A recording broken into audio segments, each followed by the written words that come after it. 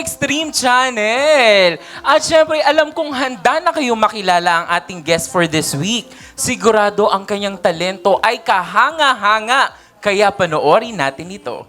Nandito na ang magpapakilig sa online universe, ang Cutie Boy Online-verse host Axel Romeo. Talaga namang napaka-talented ng ating guest for this week, ang BL series actor at commercial model na ang ating very own online-verse host na si Cutie Boy Axel Romeo. Please welcome on the show!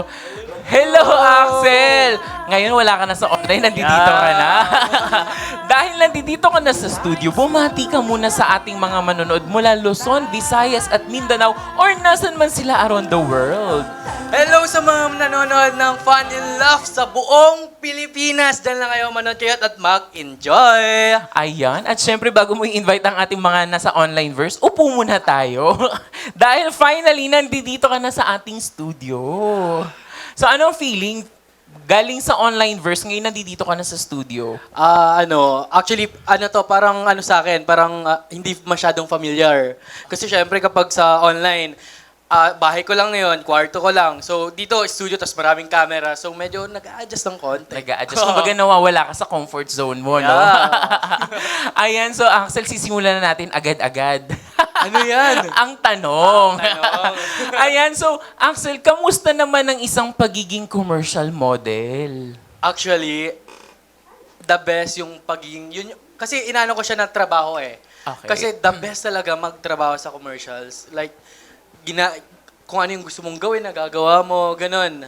As in, masaya lang talaga sa commercial. Ngingiti ka lang, ganun. Wala siyang masyadong hindi mabigat yung mga trabaho doon. Oh, okay. So, at least good for you. Compare dito sa taping, di ba? Pero anyway, sino yung nag-impluensya sa'yo para pasukin ang pagiging isang commercial model? Actually, hindi ko ina-expect yung sarili ko na pasukin ko yung pagko-commercial. Kasi, in the first place, hindi naman yun yung pangarap ko. Hindi ko pangarap mag-artista or commercial model. Ang gusto ko lang talaga is maging ramp model. Wow. Yun. Doon ako nag-start nag-ramp model hanggang na-discover ako ng isang photographer. And then, dinala ako dito sa Manila. And then, ayun, nag-audition na sa mga ganyan-ganyan. And then, doon. So you mean may lumapit sa yung talent scout? Parang. Okay, that's good. Pero eto, pag-usapan naman natin yung mga experience mo sa pagiging isang commercial model. 'Di ba? So, ano naman yung mga na-experience mo bukod dun sa, sabi mo nga, nai-enjoy mo siya. So, kamusta naman yung pressure dun sa set? Wala kang maanong pressure. Kasi lahat ng yung iba kasi yung treatment nila sa'yo eh. Tapos ikaw kasi yung doon, ikaw yung artista nila doon. So kailangan pulido lahat yung gagawin mo. Kaya ang daming tumutulong din sa'yo para magawa mo yung trabaho mo. So, tapos lahat ng directors or mga crew, nakakasundo mo siya. That's Ganon good. siya kagaan. Oh, kasi it takes a village bago gumawa ng isang production, 'di ba? Medyo matagal nga lang kasi paulit-ulit yung ginagawa namin, ganon. Pero worth it naman Worth it after. naman. Ayan. Ayan. So ano naman yung unang naging endorsement product mo, Axel? I-share mo naman sa ating mga ka-fan and Oo. love. Ang una kong endorsement or commercials is Head and Shoulders. Oo. With Benedict Kua. Wow, Head and Shoulder. And Yun ang then, pinakauna. ano pa?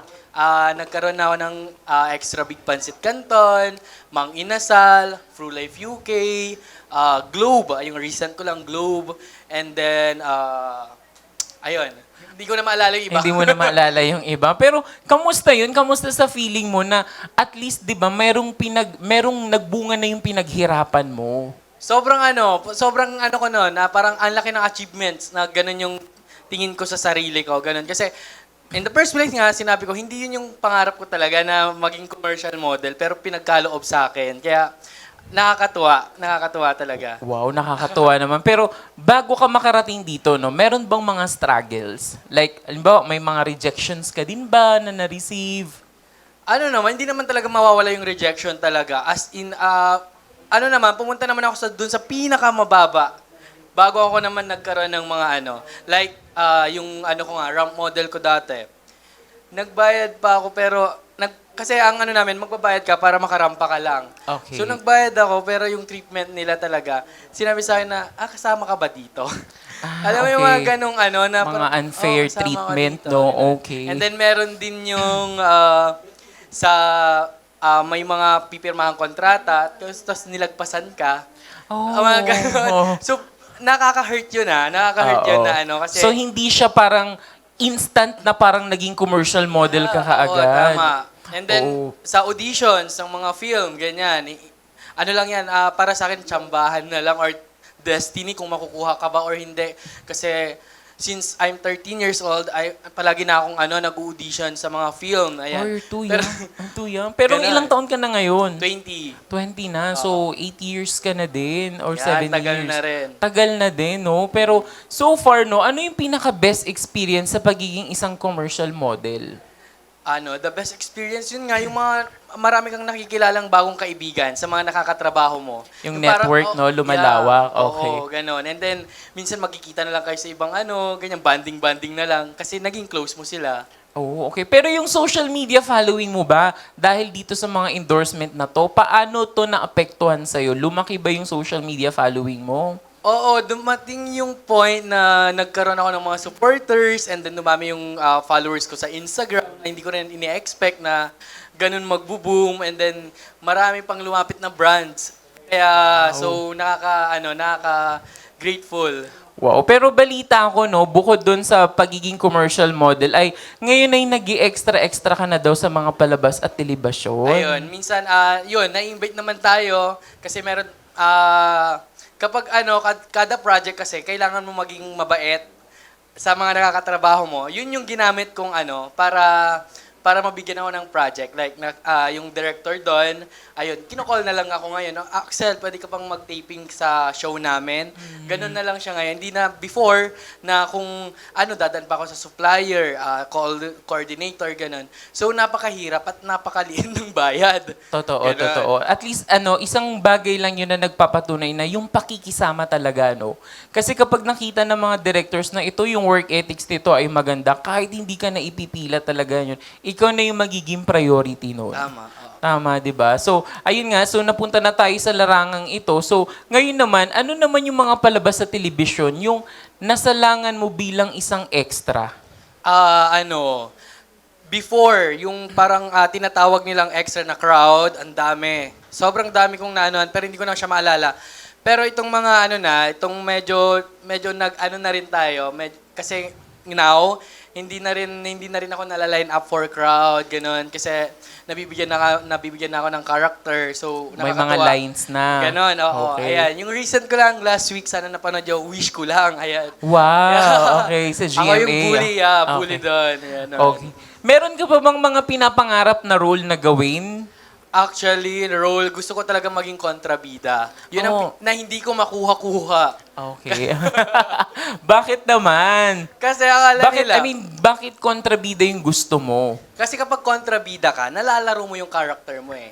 Hindi ka Okay. tulad ng bida. Ang bida kasi, ang gagawin mo lang, iiyak, magiging mabait ka lang, ikaw pa yung masasaktan. Magpapaawa, ganon. Pero kapag kontrabida ka, ma-enjoy mo siya kasi mabibigay mo talaga yung best mo. Ayun, Ganon. tama naman. Pero syempre, Axel, no, susubukan namin ng iyong galing sa pagiging isang commercial endorser ng isang produkto. Ano yan? Kaya mo ba kaming bigyan ng isang acting reels, Axel? Akayanin. Ayan, kakayanin. Kaya naman, ipasok na natin yan.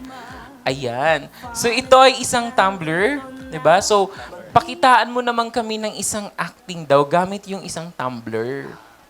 Commercial. Sige. Actors cue. Okay. And 3, 2, 1, action.